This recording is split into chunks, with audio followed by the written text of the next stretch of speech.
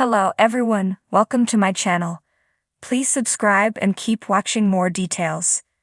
The Curse of Oak Island. The team searches the money pit spoils and uncovers a strange artifact. On the Curse of Oak Island, the team started hauling through the spoils from the money pit and found a surprising artifact that could be linked to former U.S. President Franklin D. Roosevelt. Last night's episode, understandably, had its primary focus on the big dig at the money pit. The first 10-foot-wide steel caisson, christened the Fellowship 1, was rammed into the ground at the same location as the old D1 borehole.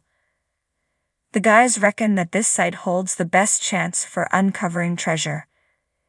It was here that last year Ian Spooner's analysis found a large portion of silver and gold in the water buried underneath. It's also where they found wood that was carbon dated back to 1488. And most impressively, it's where they found fragments of gold on 2 pieces of metal. The process is very straightforward. Ross Equipment uses the oscillator to drill the hole, and Irving Ltd. Then sends down the massive hammer grab, which can pull up 11,000 lubs of dirt. This dirt is then spread out by Billy Gerhardt so that Gary Drayton can efficiently run his metal detector over it. After Gary has picked out any precious artifacts, all the dirt/spoils are sent to the wash plant to be cleaned and further studied by the guys to ensure they've not missed anything.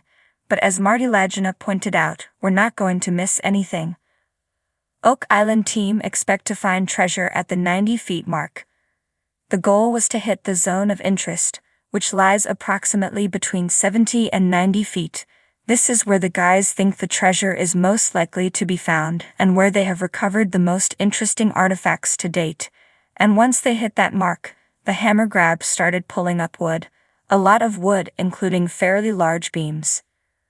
Marty said he was hoping there would be a lot of wood, as wood implies there are tunnels and structures buried underneath, which could have been used to house the treasure. Accidental boot on Oak Island. At one point, Gary found an old rubber boot, which Doug Crowell dated to around 1908/9. While a rubber boot is not exactly exciting stuff, it does beg the question, what was it doing 90 feet underground? Doug then pointed out that a major dig at the money pit had occurred in 1909, a dig that was attended by no less than future U.S. President Franklin D. Roosevelt. The possibility that this boot had belonged to FDR greatly amused the guys, and would certainly be a fun piece of history if it could be confirmed. However, many fans will be hoping the team finds something a bit more shiny and valuable next week. The Curse of Oak Island had held its grip on generations of treasure hunters, drawing them to its rugged shores with the promise of untold riches buried deep within its layers. Among them was the Lagina brothers team, who had dedicated years to solving the mysteries of the infamous money pit. Their journey had been filled with highs and lows, and now, after months of painstaking work, they stood at the brink of another potential breakthrough. The morning sun cast long shadows over the island as the team gathered around the latest excavation site. Marty Lagina, with his keen engineer's eye, directed the placement of equipment while his brother Rick scanned the horizon, the excitement barely contained within him. Today they were delving into a new section of the money pit spoils, an area that had yielded tantalizing hints in the past but had never been fully explored. The air was thick with anticipation as the heavy machinery roared to life, its mechanical arms clawing into the earth with relentless precision. Dirt and debris were hauled away, revealing layers of history that had been hidden for centuries. The team worked tirelessly, each member driven by the hope that today might be the day they uncovered something truly extraordinary. As the hours passed, the dig site began to take shape. The team carefully sifted through the soil, their eyes trained on every detail.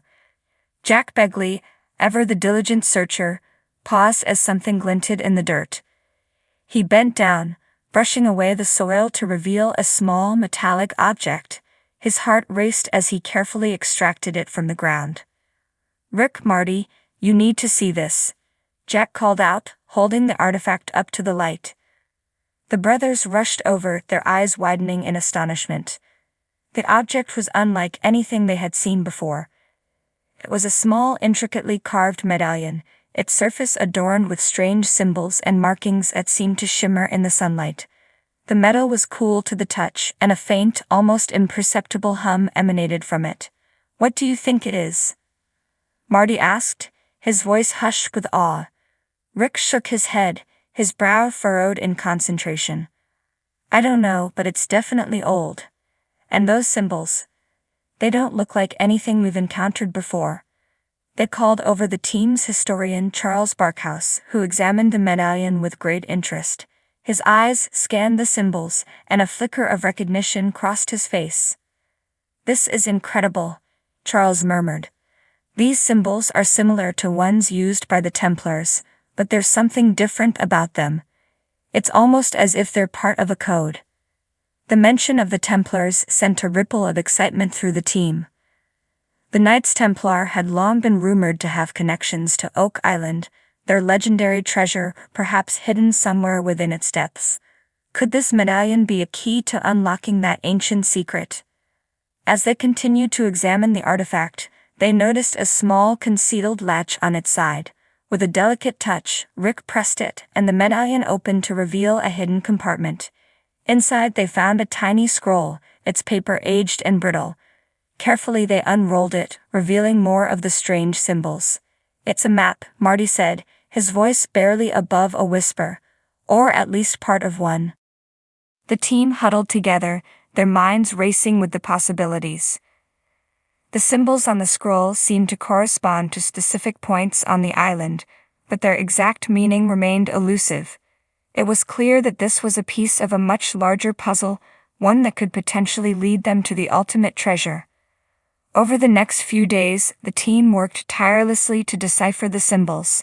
They consulted experts in ancient languages and codes, piecing together the fragments of information.